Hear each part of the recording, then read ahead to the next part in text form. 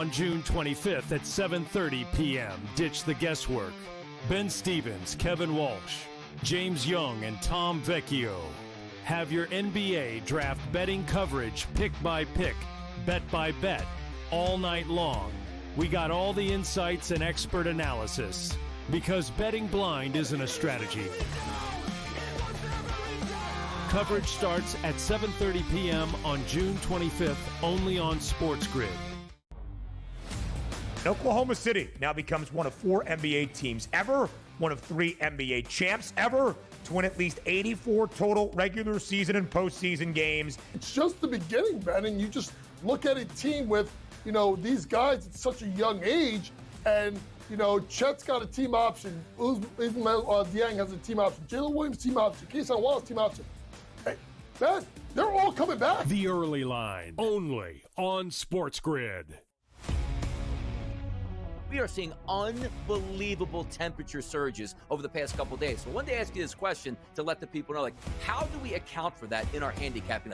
2 good pitchers on the mound, but you look at a place like Wrigley Field, let's just say, 20-mile-an-hour winds blowing out, 90-plus degree temperatures. Is it almost like you say to yourself, you just have to fade the environment and not worry about the pitchers, because if we're hitting fly balls, they're going yard? Pro Baseball Today, only on SportsGrid. As we know, it's just we enter every year and it's, is this the Ravens' time? Is this Lamar Jackson's turn? Can they get past the Chiefs and all of these other, stalwarts of the AFC? But it's always really about Kansas City when we're talking Baltimore. This potentially, Adam, as I send it back to you, potentially is a game changer in that you get a very talented quarter at a discount price. Newswire, only on SportsGrid.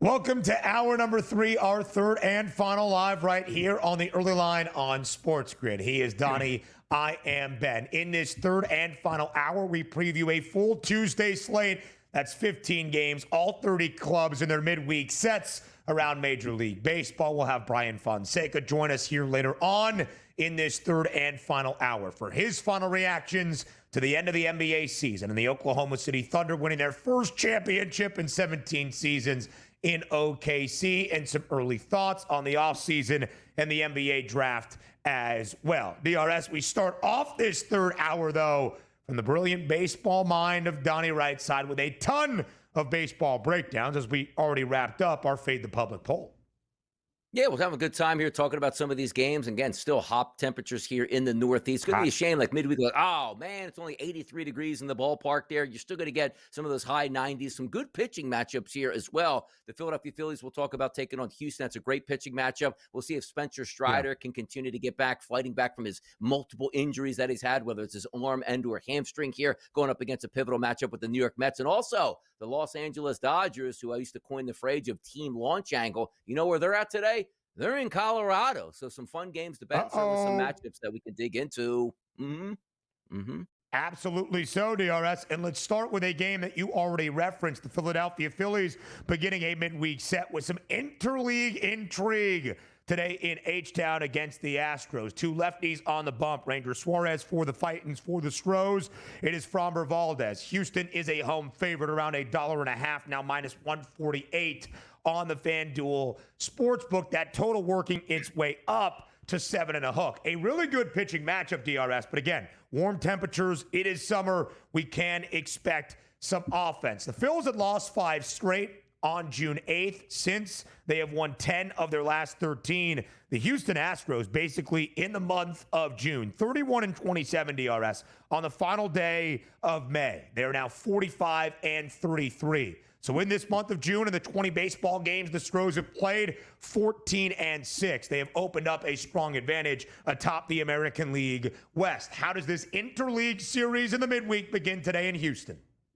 Yeah, I don't know why that line is actually moving up from 7 to 7.5. I'm going to tell you why, like it could be shifting, but why? I don't know if we're going to get too many runs in this game. But also understand this, like I always like to bag on the people of Houston. It's 86 degrees there. Too hot. Can't have that roof open, Ben, so that'll probably be closed today. In Houston, understand this. Yeah. 71 degrees, you're in a jacket and school is canceled because it's too cold. 73 degrees, nobody can go outside. So unless it's 72 degrees, that roof cannot be open in Houston because everybody either freeze and or melt. It's a shame because you're right, Ben. 86 degrees down there in Texas, heat and humidity in that ballpark, we'd love to see it. But let's get to the game itself here. Ranger Suarez, you take a look at him coming in. Look at his last month. 33 to third innings pitched. How about an ERA of 1.09 and an xFIP number of 3.25? Framber Valdez going to counter him on the mound. Again, both left-handed pitchers, as you stated. 27 innings pitched, a 2.33 ERA and a 2.14 xFIP number. But here's the interesting part. Last 129 batters Ranger Suarez, the lefty, has faced for the Philadelphia Phillies. How about an 0.83 ISO and a weighted on base percentage of 239? Absolutely spectacular. But look at this lineup tonight for the Houston Astros. Remove Christian Walker, who's a right-handed batter. His last 19 at-bats against left-handed pitching, he's been brutal. Everybody else, I'll just give you the weighted on base percentages here for those guys. And keep in mind, 320 to 325 is a very good number. Anything above that is elite. Pena, 590. Paredes, 546. Altuve, 392. Diaz, 329. Smith, 555. Myers, 442. Hummel, 550. Dubon, 474. 8 extremely high plus batters going up against Ranger Suarez. So you say to yourself, like, wow, that should be an easy victory. Not so fast at this point, because even you take a look at that lineup here for the Philadelphia Phillies that has some good batters, but from the total perspective, Valdez, last 107 batters he's faced, an 0.94 ISO and a 262 weighted on base percentage. Like, you're looking at two pitchers in peak form. And understand this. Yeah. Yes, Houston could bust out the bats, but what does that mean? 3 runs off Ranger Suarez? He's been absolutely filthy the last month, and Valdez certainly has been his equal. So I look at this game and say, if we get the 8 runs, it's just because the Houston Astros put up, 5 of those 8 runs. I look for that game to stay under the total, but I do like, though, based on the matchup, just with the plate appearances here, the Houston Astros to win this game. And I do agree they should be favored, even if Ranger Suarez has been absolutely lights out. 2 divisional leaders facing off this week, DRS, in Houston. The Astros have a 4.5-game lead over the Seattle Mariners. A minus 330 favorite is Houston to win the American League West. The Phillies now a 1.5 advantage atop the National League East because of how great of baseball they have been playing in the last 2.5 weeks or so, minus 150 to win the division at this time. Part of the reason the Phils have that 1.5 advantage, the New York Mets have been struggling. They have dropped 9 of their last 10 games since June 12th. On that date, the Mets were 45-24 with the best record, not just in the division, but all of Major League Baseball. They continue their 4-game midweek set in Queens this week against the Atlanta Braves, who have beaten the Mets 4 times in a row in the last week. Yesterday, DRS, behind Spencer Schwellenbach, the Braves were a minus 146 favorite. Tonight, it's the other Spencer for Atlanta, Spencer Strider. And what are the Braves? A minus 146 road money line favorite. You told us early, basically before we recap the opener of the 4-game set yesterday inside Citi Field. The Braves won 3-2 yesterday. They're going to win today as well. How come? Spencer Gifts, man, not just at your mall, but also on your local mound here for the Atlanta Braves. And that could continue tonight. How about 95-degree temperatures? Would you love to see that? It's great hitting weather. If I told you the first 5 batters in the lineup anticipated tonight for the New York Mets against right-handed pitching, 338, 516, 462, 476, and 402 in weighted on base percentage. You'd love to see that. If I would have told you just a few short weeks ago, Spencer Strider was struggling to regain form at this point, hey, you know what? That's probably in line for a victory. Not so fast. Look at the past 2 starts for Spencer Strider. 1 against Colorado, 1 against the New York Mets. That's 12 total innings pitched, 1 earned run, and 21 strikeouts here. He's starting to get back into rhythm, and that is a terrible sign for the New York Mets. Now, if we flip it over to the Atlanta batters, do we love them on a day-to-day basis? No. Ronald Acuna has been absolutely spectacular. Should always be in your lineup every single night, regardless of pitching matchup. You want bases, you want base hits, you want RBI, you want home runs. He gives you those added advantages. Matt Olson has been very good, but the questions are, what are we getting out of Frankie Montes tonight? So, if I keep it simple,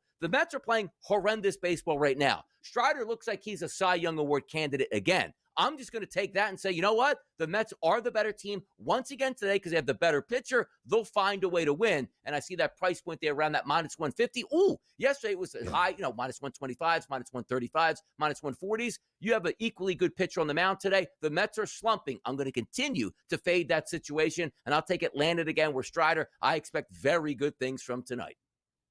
Part of that slump DRS last Thursday in Atlanta when Strider started against New York. 6 innings of work, only 5 base knocks, and 1 earned given up. Just 1 walk as well. Some control issues for Strider as he was working his way back. 1 walk to 8 Ks last Thursday in the A. Not a great sign for the New York Mets to be a home dog against the Atlanta Braves. The Braves still 36-41. We talked about the Mets' struggle earlier, recapping the opener of the 4-game set between these divisional foes. Atlanta still 5 games sub 500, 36-41 as we shared.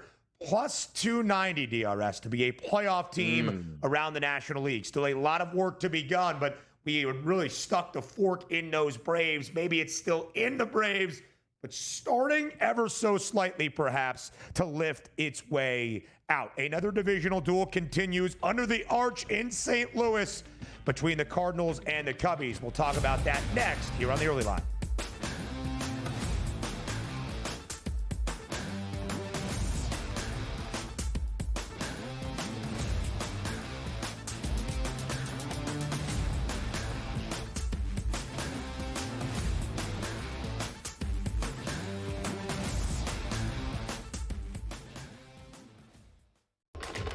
Enter into the magical world of McLuck.com, where even the smallest of spins can win real cash prizes. Adventure into over 1,000 of the best Vegas-style slot games. So what are you waiting for? Unlock your free welcome offer today. Join the fun where winners play and players win. 2 guys that can do it all. Too much electricity this morning. This is a good time. We're having a lot of fun. I had to do a triple take. Ka-ching! Why? Because of parity. I didn't mean to offend. Yeah, it's not going to happen. Load management is a dirty word. Let him rip. You know what? Circumstances provide the results. What? How do you do this one? Oh, Donnie, you got such a good show there. A network that is booming. The Early Line, only on SportsGrid. The game is on. The stakes are high. But the action isn't just on the field. He's rearranging that ring. Get it inside! SportsGrid's in-game live. Your ultimate second screen experience. A little flyer, couple of 15.5-point live line. Every prop, every play, every day. Anything can happen. That's complete chaos. It's smarter to be on SportsGrid. We're going to go through every single thing, and I've got a great team behind me that's going to help me get the job done. I want this to be the place that people come to. There is going to be an energy to game time decisions that you will feel night in and night out. We are going to hit every single one of those markets that you need to know about. We will have everything at our disposal, and we will use that to our advantage. There is not going to be a better place, I promise you, than Game Time Decisions. I'm Kevin Walsh. Tune in to Game Time Decisions weekdays on SportsGrid.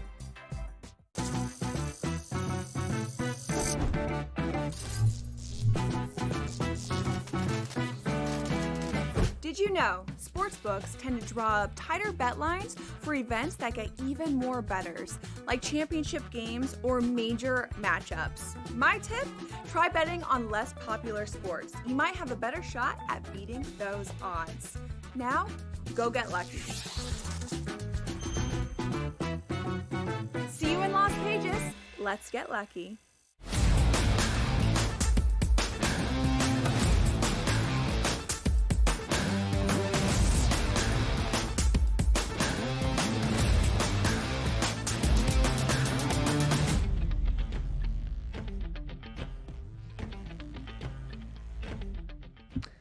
Live right here on the Early Line on SportsGrid from the brilliant baseball mind of one Donnie right side. We continue breaking down this full Tuesday slate in the midweek around MLB. Another divisional rivalry like we saw last night in Queens between the Mets and the Braves started, but the Atlanta Braves were the road team last night. They won. The home team last night under the arch in St. Louis. The Cardinals victorious to cut into the Cubs' gap in the National League Central. 3.5-game lead still for Chicago over Milwaukee and St. Louis.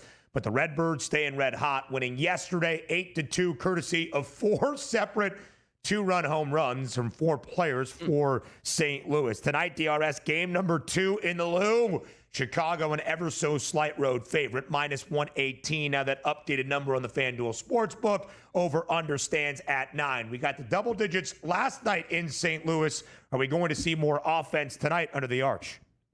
Yeah, 90-degree temperatures again at first pitch. And keep in mind, it's not even a day game. It's a night game. 7:45 Eastern start here. 90-degree temperatures, light winds blowing out to left center field. You have to like that. You take a look at Michael McGreevy. Not a lot of information on him on this season. Only 65 total batters. But if you can sort of take a look at those numbers, he does do very well against right-handed batters, but doesn't do very well against left-handed batters. And that's a problem. If we look at McGreevy on the season, only last 30 days, let's just go with that. 11 innings pitched. He's got a 4.09 ERA, which isn't a total disaster, but a much better xFIP number of 3.27. But how about this? Like, if lefty is the angle you want to play tonight, maybe it's a team total for the Cubs that you might want to check into, but just RBI hunting, here's where your sense is going to come from.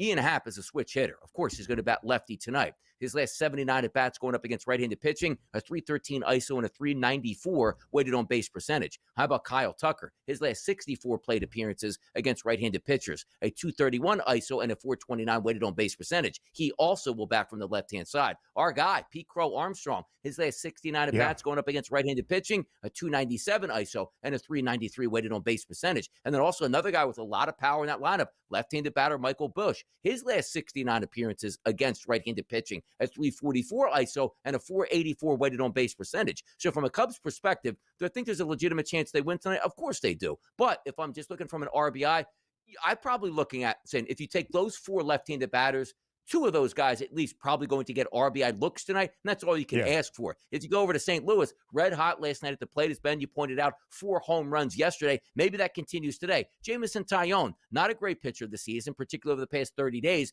30 innings pitched over those 30 days. He's got a decent ERA of 3.30, a slightly higher xFIP of 3.91. So I do like the Cubs' perspective from pitching and hitting, but I don't know if I would lay just the money line. I would look at the RBI props from the left-handed batters tonight for the Chicago Cubs. I think that's the best way to make some money. Plus 135 DRS for PCA. Pete Crow Armstrong for Chicago. The young star already paying dividends. He became the fastest player in Cubs history to record 20 home runs in 20 stolen bases in a single season. Pete did that in 73 games. PCA has continued 21 home runs, 23 stolen bases this year, plus 440 for a dinger tonight in St. Louis. Speaking of young talent, welcome Chase Burns to Major League Baseball. The Reds starter tonight making his MLB debut against the team he grew up rooting for, the New York Yankees. The second overall pick in the 2024 MLB draft out of Tennessee and Wake Forest. Chase Burns, the flamethrower, makes his debut tonight against New York. The Yanks send out Carlos Rodon, who has been great this year in pinstripes, and because of it, the New York Yankees are favored in Cincinnati at -166. 9.5 is that total. Burns making his debut. Again, second pick of last summer's draft in 2024. He becomes the 5th player, DRS, already taken in last summer's MLB draft to make their Major League Baseball debut. Young talent quickly to the major leagues. That is Chase Burns tonight as well for Cincinnati. Always hard to bet, and it's hard to say, well, I'm going to fade the kid coming up, I'm going to back the kid coming up. You usually like to give the young flamethrowers, right? Because there's 2 different prospects that come up we talk about. The guy that's looking to make his Major League debut after 8 years in the minors and give him a shot because we don't want to call up the guy who we just drafted 2 years ago. This is a different one. This kid's ready to go, which means he has electric stuff. You saw Roboleski, or was it Mizorowski? What's the kid from Mizraski, excuse me, coming up for the Brewers. Flamethrower. Like, hey, he did really well until you get a book on him. Maybe we get this here from the young flamethrower here for the Cincinnati Reds. You saw yesterday, hey, look at that. No statistical information this season coming up on Winans yesterday. And he got torched over his 4 2/3, whatever innings he pitched yesterday. But here's the issue. You look at Rodon, good solid pitcher here in Major League Baseball. The Reds don't hit lefties all that well. Great temperatures, small ballpark. The ball should fly, but you still do need those pitchers here to hold up their end of the bargain. The Yankees have done very well against right-handed pitching, particularly over the last month. And no question, Aaron Judge has big-time numbers. But here's the question. How do you play this out? Because you could say, like, hey, I want to take that plus 140 price here at FanDuel on the dog. But we don't know what's going to happen when the Cincinnati kid gets up there and says, all right, Chase Burns, start throwing flames at a really good hitting lineup. I tend to myself to say, let me just watch this one and sit this one out. It could go either direction. And there's not a lot of angles I want to play on the Reds as opposed to, hey, this kid's a really good pitcher and he might be able to hold down the Yankees. I don't know if I want to do that. Chase Burns is an absolute flamethrower. He was first in Knoxville and then in Winston-Salem for the Demon Deacs. He has already had 6 pitches this year in AAA that have touched 100+. When he debuts tonight, in the warm weather and some adrenaline perhaps in his debut, we would expect to see at least one pitch get to 100 miles per hour. He will be the 4th rookie hurler, including Jacob Mizraski, Roki Sasaki for the LA Dodgers, and Chase Dollander for the Colorado Rockies to touch triple digits already. It is a new era of Major League Baseball. The New York Yankees, DRS, for most of this season had a very large lead atop the American League East. Now just 2 games in front of the Rays. Why? Tampa playing great baseball. They have won 12 of their last 18. They are on the road today in Kaufman against the Royals. What do you like today in Kansas City? Yeah, you know, it's a shame. I like the weather. How about that to start? 90-degree temperatures, wind blowing out the left field. You love to see that. But also, you take a look at Chris Bubich on the mound. His last 23 2/3 innings pitched over the month, a 3.80 ERA, which is okay, but a lower 3.31. The lineup, though, looks really good for Tampa Bay, something we never used to say in the past on a day-to-day basis. Diaz, Caminero here, Morel. You take a look at Caballero, Jansen, Walls, and Simpson, all really high weighted on base percentages here. I probably would lean just because I think the batting advantages are on the side here of Tampa Bay. I would take them in the game today as a slight underdog. Yeah, slight dog indeed. We go rapid fire through the rest of the slate next.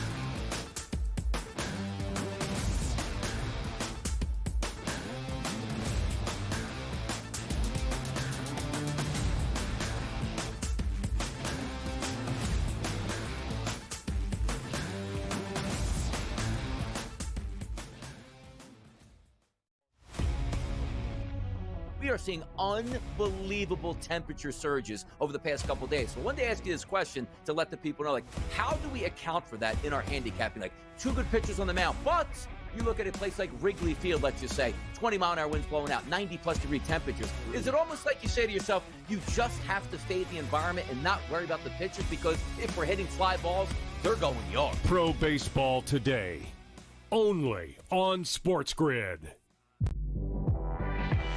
Their team total is 19.5 wins. I told you to go under, and it's by far the best bet I have recommended on this network in 4 years.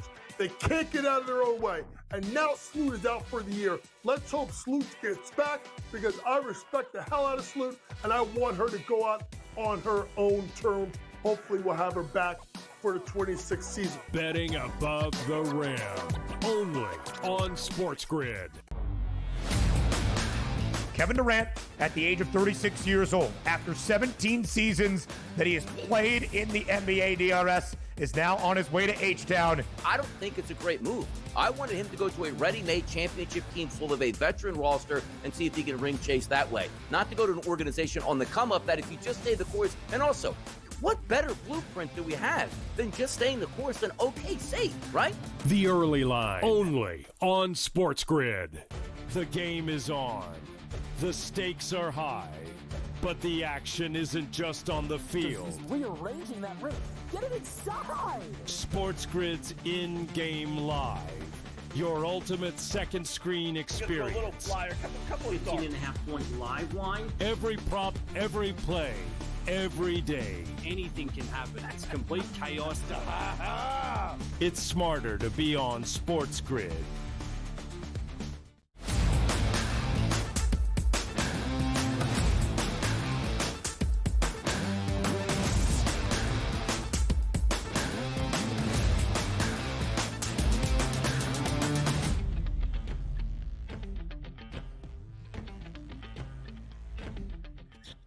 A couple of more games to preview around this full slate Tuesday in Major League Baseball. So let's go rapid fire, DRS. We turn our attention now to Cleveland. The Blue Jays and the Guardians facing off tonight in the land. And Toronto, an ever so slight favorite against the Guardians in Cleveland. Minus 122, that price on the Blue Jays now working in favor of Toronto, as you see with the updated numbers. Total up by a hook as well at 9. It's warm everywhere. More offense expected, perhaps, in Cleveland. Yes, and here's what I like about this, too. Eric Lauer's one of those slimy pitchers over the past couple years, that lefty that doesn't really have great stuff, but somehow gets guys out. He actually has a pretty good ERA over the past 30 days. 19 innings pitched, 1.42 xFIP of 3.78. I'm going to stay away from him. I want to focus on Logan Allen, the left-handed pitcher today for the Guardians. If we look at the card today, 28 total pitchers here, at least 5 innings pitched over the past month. He comes in at 26 of 28 pitchers, 22 innings over the past month, a 4.91 ERA and a 4.99 xFIP number. You take a look at that lineup today for the Toronto Blue Jays. Their past month against left-handed pitching, it's been spectacular. Springer has struggled, Miles Straw has struggled, and Clase. Everybody else, so you're looking at 6 of the 9 batters with elevated numbers. But here's what I like even better. You take a look at a pitcher like Logan Allen. On the season, 294 batters he's faced, Ben. How about this? Only a strikeout rate of 17%. If you fast forward that to this month here, it drops to 16% over the past 30 days. So it's like, okay, he's not striking guys out, which means the ball won't play. Well, how did the Toronto Blue Jays here line up against a pitcher that doesn't strike anybody out? What happens if I told you Davis Schneider's at 23.8%, which isn't terrible? He's the highest. Everybody else is a green light in that lineup to put the ball in play. That's usually how good things happen. So you might want to say to yourself, well, can Toronto win this game? Yes. And maybe there could be a slight favorite here at the minus 110 price. I look at the 8.5 and say, I don't know if I want to go with that, because it's maddening sometimes taking the Guardians with that offense that should be so much better. I look at the Toronto Blue Jays knowing 87-degree temperatures, you're going to minimum get 9 at-bats automatically because you're the away team. Why not take a team total on the Toronto Blue Jays here to take a look at, and also maybe with a focus of, even though he's a left-handed pitcher, he does struggle with both lefties and righties here. Looks like a good matchup for Toronto to get some base knocks tonight. The Jays 5 games above 500, 41 and 36. Now just 3.5 back of New York for that top spot in the American League East. The Red Sox were a few games above 500 entering the weekend as well. They had finally done it. They had gotten above 500.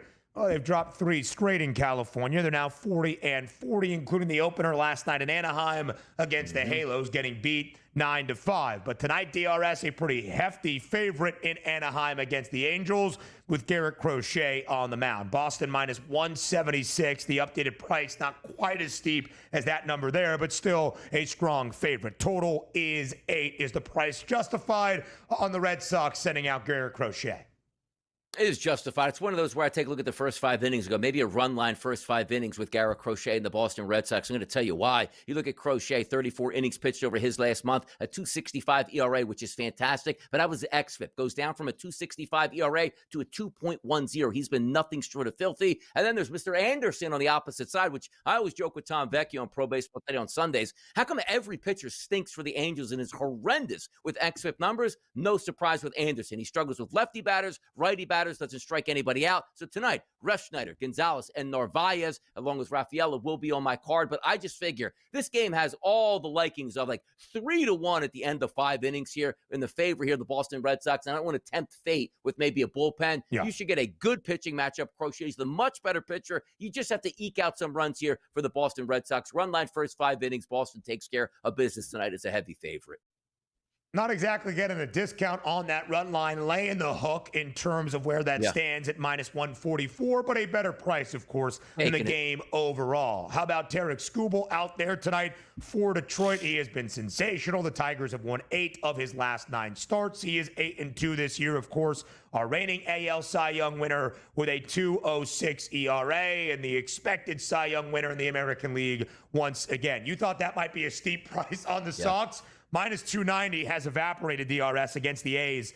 It's minus 320. And Luis Severino is on the other side for the Athletics. Minus 320 on the Tigers. How do you approach the game? You're probably getting value in that too. You take a look at Tarek Skubal in the mound at a .74 ERA over the past month here. You take a look at the ERA for Severino over the past month, it's a 5. You take a look at the xFIP numbers. Skubal 2.82, very good. Severino dead last on the card at 5.12. This is a massive mismatch here. 88-degree temperatures, wind blowing out. Hello, Detroit lineup tonight on a pitcher that doesn't strike out a lot of guys. We might get some yard work from Detroit, but that price is justified. This is a mismatch.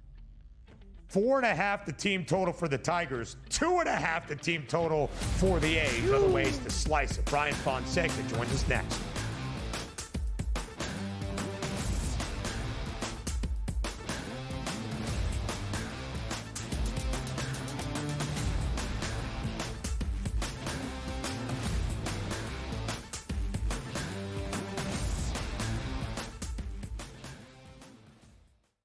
On June 25th at 7:30 p.m., ditch the guesswork. Ben Stevens, Kevin Walsh, James Young, and Tom Vecchio have your NBA draft betting coverage pick by pick, bet by bet, all night long. We got all the insights and expert analysis because betting blind isn't a strategy. Coverage starts at 7:30 p.m. on June 25th, only on SportsGrid. Oklahoma City now becomes one of 4 NBA teams ever, one of 3 NBA champs ever to win at least 84 total regular season and postseason games. It's just the beginning, Ben, and you just look at a team with, these guys at such a young age, and, Chet's got a team option, Ismael Dieng has a team option, Jalen Williams team option, Keyshawn Wallace team option. Hey, Ben, they're all coming back. The early line, only on SportsGrid. We are seeing unbelievable temperature surges over the past couple days. So I wanted to ask you this question to let the people know, how do we account for that in our handicapping? 2 good pitchers on the mound, but you look at a place like Wrigley Field, let's just say, 20-mile-an-hour winds blowing out, 90-plus degree temperatures. Is it almost like you say to yourself, you just have to fade the environment and not worry about the pitchers, because if we're hitting fly balls, they're going yard? Pro Baseball Today, only on SportsGrid. As we know, it's just we enter every year and it's, is this the Ravens' time? Is this Lamar Jackson's turn? Can they get past the Chiefs and all of these other, stalwarts of the AFC? But it's always really about Kansas City when we're talking Baltimore. This potentially, Adam, as I send it back to you, potentially is a game changer in that you get a very talented quarter at a discount price. Newswire, only on SportsGrid.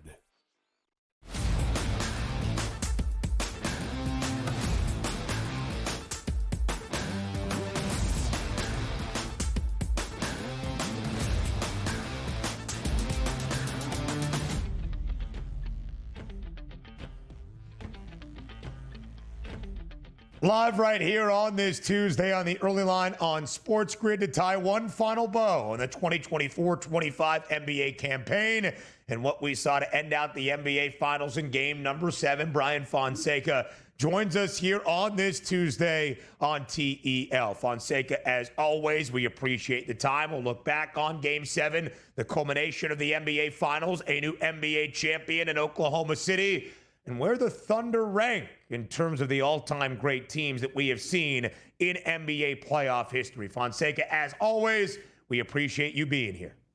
Absolutely. Let's do it. I'm excited. Let's dive right into it, Fonseca. When you look at Oklahoma City winning at home on their home floor in a game 7, of course, with the dichotomy of seeing Tyrese Halliburton injured early, the Thunder able to capitalize on what the expectation was a good majority, if not the entirety, of the NBA season. Be the Western Conference's #1 seed? Check. Most wins? 68? Check. Get to the NBA Finals, win the Western Conference? Check. And win that NBA championship for the first time in 17 years as a franchise in Oklahoma City. When you look back on the season the Thunder accomplished, what stands out to you most?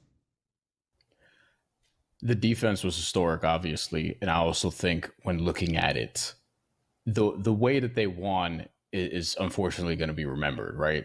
I wanted to see that game. I wanted to see how it was going to go if Tyrese Halliburton was healthy. Do I think the Pacers would have won? I mean, it's entirely possible. and they weren't going to do it without him. I think for OKC, though, the scary thing is that they have the best pathway to run it back that we've seen in a little bit. We talked about Denver potentially, but in hindsight, Denver had some friction between the front office and the coaching staff that ultimately, they were not going to be able to overcome and really build out that roster for a sustainable period and have a contendership for a prolonged period. Though they're still contenders, they're weaker than they were when they won the title. And then with Boston, it wasn't just a Tatum injury. It was also the team wasn't as good this year. They dropped off. The shooting wasn't as consistent. They leaned too much into Missoula ball. And ultimately, it cost them in the end against a team in the Knicks that they should have beaten, and they should have beaten pretty easily, but they did not because they couldn't hit a jump shot, and they were sticking too much to that, and they didn't have enough variety in their offensive game. With the Oklahoma City Thunder, though, they have the contracts, they have the picks, they could continue to restock, they could continue to just add to this team and retool. And the contract extensions for Jalen Williams and Chet Holmgren haven't even been agreed upon yet. They will be this summer, but they won't even kick in for another year. And Shai Gilgeous-Alexander is still not making all the money he's going to make later on. He's still on the fun max, as Brian Windhorst calls it, the rookie scale, or the first max extension. He's going to get another one that's going to balloon. And we'll see how Oklahoma City can potentially keep this team together, whether or not they can. But that's really what we're looking at. They have the pathway to do this again for at least another couple seasons. It's a lot of fun to watch, too, because you're seeing also the fruits of the labor, like the Boston Celtics. You're seeing a lot of really good players about to make a lot of money here, and some changes are going to be made. We don't have that, as you pointed out here, with OKC. But talk to me about the season itself, because the expectations for OKC, Brian, coming into the season last year, they're going to be a good team. They won 68 games, but a lot of people are saying, you know what, they're the favorites, but they haven't done it before. Now the fact that OKC has the great regular season, has the MVP in Shai Gilgeous-Alexander, and won a championship, how do they move forward as a franchise saying, we're all young here and the expectations will really ratchet up, as their expectations are they should be doing this again, maybe even multiple times?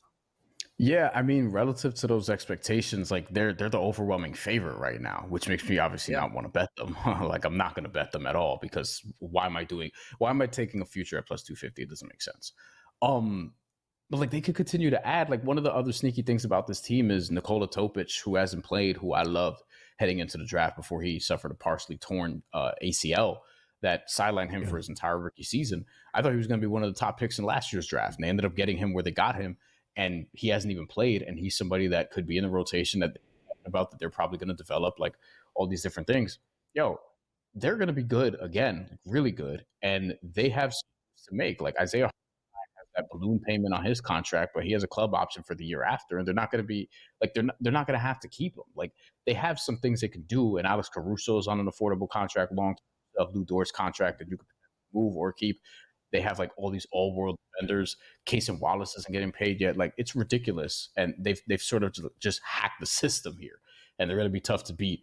They're going to be the toughest to beat that we've seen in a while. They're going to have a real chance to be our first repeat champion in almost a decade.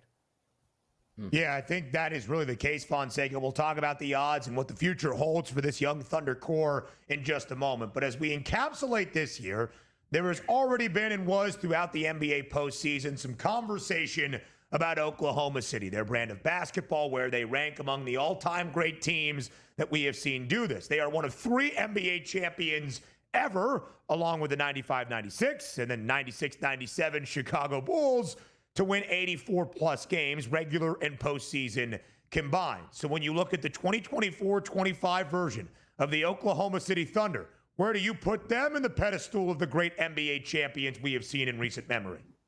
Oh, I have no idea. I have to think about this one, because people are saying people are throwing out Bulls teams, 04 Pistons in terms of their defense. I don't know where I'm willing to go with that. I think that they're better than the Celtics that won last year. I don't know if they're better than the Nuggets from a couple of years ago, because I have that much respect for Nikola Jokic, and that version of Jamal Murray was just excellent. Definitely better than the Warriors before that. Definitely better than the Bucks before that. Definitely better than the Lakers before that. I would even say even the LeBron AD team was very well constructed, and I think that's probably a 7-game series. The more that I think about it, the Lakers probably actually win the series because of the experience. But because, again, Tyrese Halliburton might have just beaten them in Game 7, then we have to have a different conversation. Yeah. And that's the thing, the context of it matters. Tyrese Halliburton just blew out his Achilles after hitting 3 straight threes. 2 of them were from 80 feet out. You know what I mean? And it was within 9 minutes, and it looked like, look, I had Pacers in 7 as a future. I had Thunder in 7 as a future. Like I had a hedge bet, but I felt better about the Pacers one because in a road game 7, they don't care. They don't care about being on the road. They didn't care about any of those things. They were the most defiant team in the NBA, and I feel like we still got robbed of that game 7. So it's hard for me to put OKC in historical context now, knowing that we got an underwhelming game 7 because of the injury to the second best player on the floor. You know what's interesting, Brian, too? Let's play a little devil's advocate and have some fun. Let's just say Tyrese Halliburton doesn't get injured in the first quarter. He goes on and has an unbelievable game number 7, and Indiana beats OKC. What's the thought process on OKC after that season where they might have came up short in a game number 7? Because they are the champions, they have the MVP and the bright future. How would that damper you on this next coming season? Or maybe they're even more hungry to win a championship at that point? Probably the latter. You feel better about their prospects in terms of getting back because of the youth, the age, the contract upside, and all those things that I mentioned. But at the same time, you would look at Indiana and be like, damn, they were the most improbable champion we've had. Yeah. Ever, maybe, but like definitely one of the ones that we haven't had in a long time. And with a historical run, like I thought it would have been the cooler outcome. I'm going to be objective and honest about it. I thought it would have been a cooler outcome because you don't see underdogs like that break through and win a title. You see them get to the finals occasionally. The Heat did it a couple of years ago. The Mavs even last year, they were a 5 seed. But with the Indiana Pacers, like what they were doing to teams, like they got Tibbs fired. They broke the Milwaukee Bucks. You know what I mean? Like all of these different things. Who knows? Like we joked about on Buckets over at Action Network that, like, you know, if they lose the series, are they going to have Kevin Durant by Tuesday, or they're going to have Giannis by Wednesday? You know what I mean? Like we would have been having those conversations potentially. So, well, we avoid that now because Indiana unfortunately couldn't get it done, and I don't know if they're going to get back next year, obviously, because Tyrese Halliburton might not play next year, which is a bummer. Yeah.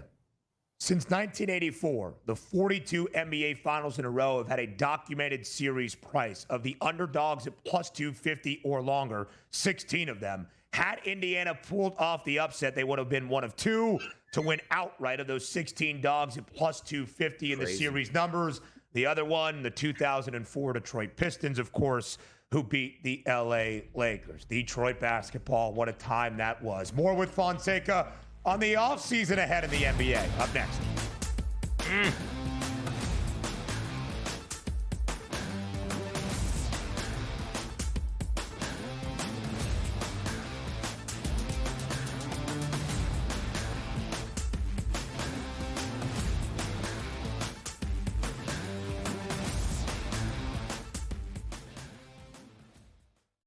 On June 25th at 7:30 p.m., ditch the guesswork. Ben Stevens, Kevin Walsh, James Young, and Tom Vecchio have your NBA draft betting coverage pick by pick, bet by bet, all night long. We got all the insights and expert analysis because betting blind isn't a strategy. Coverage starts at 7:30 p.m. on June 25th, only on SportsGrid. Oklahoma City now becomes one of 4 NBA teams ever, one of 3 NBA champs ever to win at least 84 total regular season and postseason games. It's just the beginning, Ben, and you just look at a team with, you know, these guys at such a young age, and, you know, Chet's got a team option, Ismail Dieng has a team option, Jalen Williams team option, Keyshawn Wallace team option. Hey, Ben, they're all coming back. The early line, only on SportsGrid. We are seeing unbelievable temperature surges over the past couple days. So I wanted to ask you this question to let the people know, like, how do we account for that in our handicapping? Like, 2 good pitchers on the mound, but you look at a place like Wrigley Field, let's just say, 20-mile-an-hour winds blowing out, 90-plus degree temperatures. Is it almost like you say to yourself, you just have to fade the environment and not worry about the pitchers, because if we're hitting fly balls, they're going yard? Pro Baseball Today, only on SportsGrid. As we know, it's just we enter every year and it's like, is this the Ravens' time? Is this Lamar Jackson's turn? Can they get past the Chiefs and all of these other, you know, stalwarts of the AFC? But it's always really about Kansas City when we're talking Baltimore. This potentially, Adam, as I send it back to you, potentially is a game changer in that you get a very talented quarter at a discount price. Newswire. only on SportsGrid.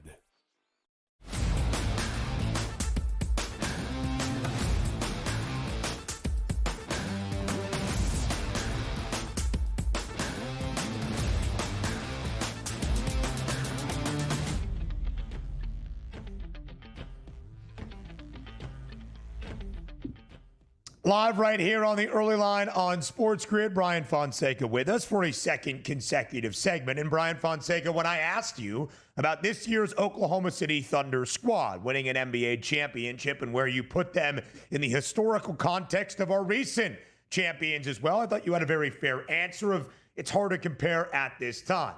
Let's talk current landscape. Shai Gilgeous-Alexander, one of the great NBA seasons individually we have seen as of late. The fourth player in NBA history, along with Kareem, Shaq, and MJ, who did so 4 times to win the scoring title, the MVP award, and an NBA championship as well. Shai Gilgeous-Alexander, NBA Finals MVP, regular season MVP, NBA champion. In your mind, right here, right now, is SGA the best player in the NBA?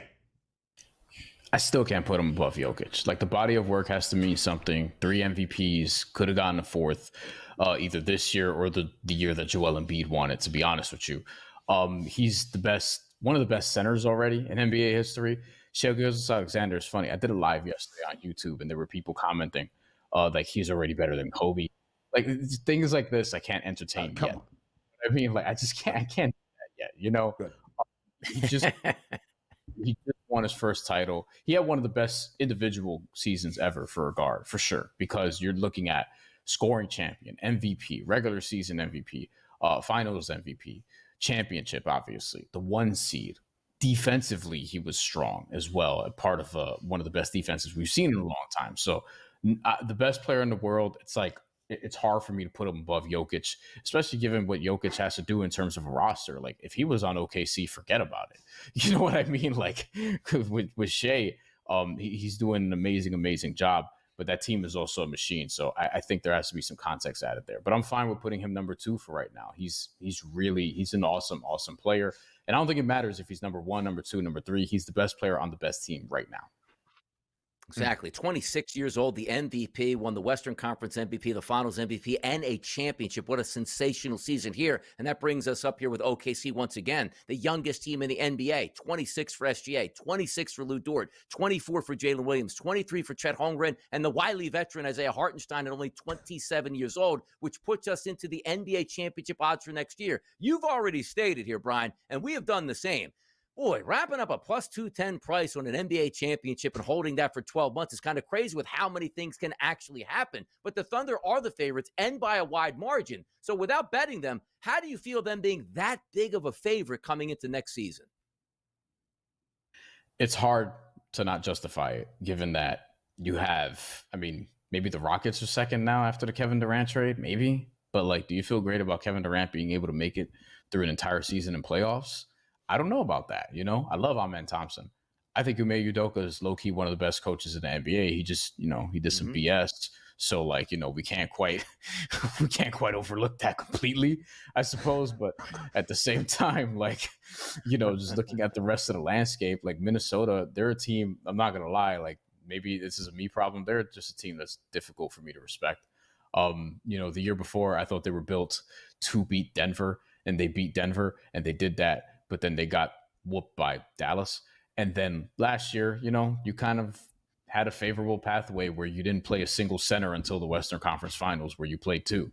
Like, and just looking at it, I'm sure the Lakers are going to be in this conversation. They'll get a center. Don't know who. Don't know what that's going to look like. Are they going to keep Austin Reeves, or are they going to trade Austin Reeves to get that center? It's going to be interesting. Denver feels like they might just run it back for the most part, which I don't know about that. And if I'm Nikola Jokic, I'm probably low-key getting pissed, so I'm not interested in the Denver Nuggets from Western Conference perspective. Seriously, like, if I'm Nikola Jokic, like, I'd be pissed off. Like, yo, do something. You know what I mean? Do something meaningful around my prime years. The Eastern Conference market, though, I think we should talk about that. The Eastern Conference market is way more interesting to me, if I'm being totally honest. All right, so let's go to it, Fonseca. It was our conversation to start off our second hour It feels very up in the air. It feels very uncertain. You look at all the teams that were there this past year and all those expected to be a front runner this upcoming season, and you can really find a fatal flaw, whether it be injury, lack of head coach, whatever reason you want to highlight. The Cavaliers are the favorites to win the Eastern Conference crown, ever so slightly in front of the New York Knicks. The Magic have the third best price. Fonseca, if you were in that risk room, if you were an odds maker for the FanDuel Sportsbook right now, who would you set as the favorite to win the Eastern Conference championship next year? I'd still have it as the Cleveland Cavaliers, but there are teams that I'm interested in that are long shots because I only look at long shots this time of year. It's too early. Like Orlando getting Desmond Bain. I like the Desmond Bain deal a lot, but plus 420, I'm gonna put in a future at plus 420 on Paolo Banchero essentially to lead a team to the Eastern Conference championship, to the NBA Finals potentially. Like that just sounds crazy to me. The Pistons are a team that's low key one of the sexy underdog long shot picks, and the route to that is like, hey, Jaden Ivey, if he's there, maybe they beat the Knicks in round one, maybe, because Jaden Ivey was playing very well down the stretch. We remember how close all those games were, and as somebody who watched every possession in that series, man, if they had a Jaden Ivey, looks a lot more interesting, especially considering that he was hitting his threes this year, unlike Malik Beasley in the playoffs. Another team that I'd be interested in is not even on the graphic. Why not the Atlanta Hawks? Because the case would be, and Trae Young is one of my least favorite stars in the NBA, but the case would be you have to look at long shots who have something on their roster. Jalen Johnson is legitimately really good. Trae Young can be a star player on a team that gets to the playoffs and does something. He's done it before. I'm intrigued about what Onyeka Okongwu unleashed could look like now that we're expecting Clint Capella to not be there for a long-term period. You know, like just up and down the roster, they have moves they can make. They have picks. And in terms of projecting how aggressive a front office can be, if they're keeping Trae Young, then they're trying to win and be competitive. And I'm looking at the Atlanta Hawks as a low-key dark horse, and they're not even a team people think could make the play-in. And I think that's a mistake. The Atlanta Hawks, all they know is the play-in, so maybe there's a chance for them to do that. DRS, join the money line. Fonseca and I break down the NBA draft next.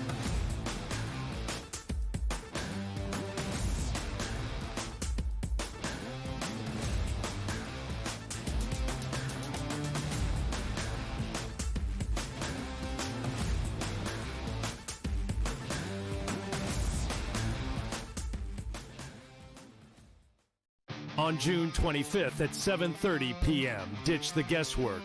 Ben Stevens, Kevin Walsh, James Young, and Tom Vecchio have your NBA draft betting coverage pick by pick, bet by bet, all night long. We got all the insights and expert analysis because betting blind isn't a strategy. Coverage starts at 7:30 p.m. on June 25th, only on SportsGrid. Oklahoma City now becomes one of 4 NBA teams ever, one of 3 NBA champs ever to win at least 84 total regular season and postseason games. It's just the beginning, Ben, and you just look at a team with, these guys at such a young age, and, Chet's got a team option, Ismail Dieng has a team option, Jalen Williams team option, Keyshawn Wallace team option. Hey, Ben, they're all coming back. The early line, only on SportsGrid. We are seeing unbelievable temperature surges over the past couple days. So I wanted to ask you this question to let the people know, how do we account for that in our handicapping? 2 good pitchers on the mound, but you look at a place like Wrigley Field, let's just say, 20-mile-an-hour winds blowing out, 90-plus degree temperatures. Is it almost like you say to yourself, you just have to fade the environment and not worry about the pitchers, because if we're hitting fly balls, they're going yard? Pro Baseball Today, only on SportsGrid. As we know, it's just we enter every year and it's, is this the Ravens' time? Is this Lamar Jackson's turn? Can they get past the Chiefs and all of these other, stalwarts of the AFC? But it's always really about Kansas City when we're talking Baltimore. This potentially, Adam, as I send it back to you, potentially is a game changer in that you get a very talented quarter at a discount price. Newswire. Only on SportsGrid.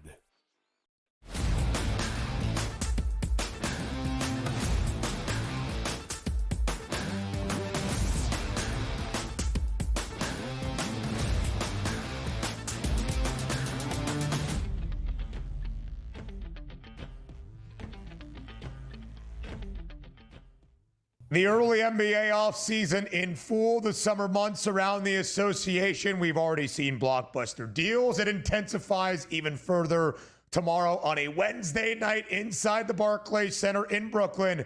It's round number one, night number one of the 2025 NBA draft. Bryan Fonseca still here to share some thoughts on his favorite storylines and his outlook for the draft beginning with the opening round tomorrow night. Fonseca, so many headlines entering the draft somehow, some way.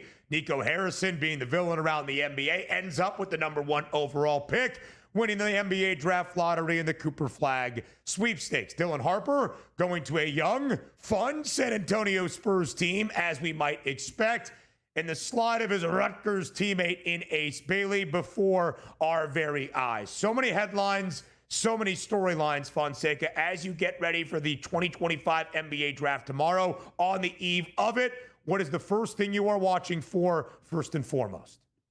To see if Philly trades the number 3 pick. I just got off a show on my YouTube channel with my guy Gerard Hector, where we talked at the very end, because we talked about, obviously, Kevin Durant, Drew Holiday, those trades. We also got into, okay, who do you think is going to be the next domino to fall? And we both mentioned Sixers. He was like, what if Philly gets crazy and moves Joel Embiid? And I, whimpered in with Paul George because I could not top that. But at the same time, we kind of agreed. Like, Philly, I mean, are you attaching number 3 to Paul George to get off of him? Or are you attaching number 3 to anybody? You're just moving number 3 to potentially move back. Like, I have a lot of questions about what the Sixers can do. If they keep the pick, who are they getting? I love VJ Edgecombe. I don't know if I want him in Philadelphia necessarily, but I do think he makes a lot of sense with Tyrese Maxey. But then you have Jared McCain coming back, and it's like, okay, you have 3 guards essentially around Joel Embiid and Paul George. Like, it's a little weird.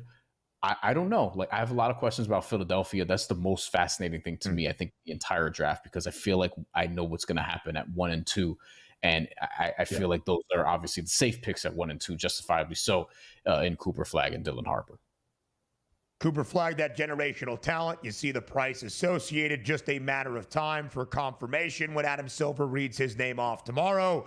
He is headed to the Lone Star State in Dallas, minus 100,000. Dylan Harper going to the Spurs at second overall, minus 9,000. VJ Edgecombe still the favorite to go third overall at minus 280. It's where Philly is picking at the moment. Again, the caveat always in betting drafts, it doesn't need to be VJ Edgecombe to the Sixers to cash that ticket necessarily. But Fonseca, outside of Cooper Flag and Dylan Harper, if you were to highlight the prospect in the lottery that you think might be on the way up, could be the player to know either tomorrow night or early in his NBA career, who would that prospect be to you?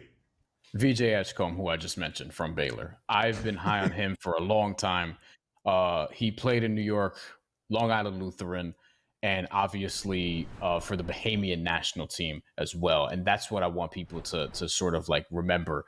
In looking at VJ Edgecombe, he was good at Baylor.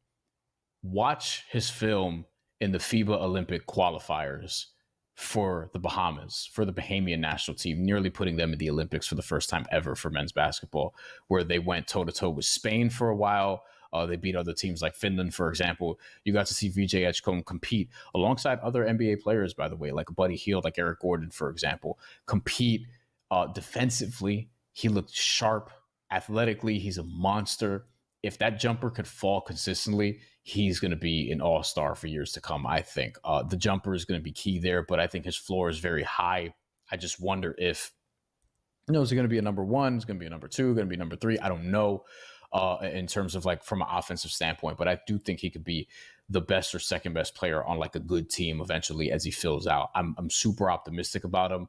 I need that jumper to be consistent is the main thing, but I'm very excited about VJ Edgecombe. Also, Trey Johnson is another one too. If you love like just pure shooting guards, to me, he's the most pure shooting guard in this draft. If you love like someone like an Allen Houston, for example, at his peak, like he reminds me of like a 2025 version of that, which is a compliment because I love Allen Houston. He's one of my favorite guards probably ever. I think Trey Johnson could be really, really good. These are two guys that could go in the top 5. We'll see if Trey potentially slips out just in case somebody else rises up. But I think both of those guys are going to be really good, assuming that they go to good fits, because fits matter for a lot of these guys, for pretty much all these guys in the draft. So hopefully they go to some good spots where they're able to be legitimately developed and not just have to take a million shots on bad teams. Bryan Fonseca, as always, my man, a great time having you on the early line here. We appreciate the insight as always. That does it for TEL. We'll see you on a Wednesday, 8 a.m. Eastern, tomorrow on SportsGrid.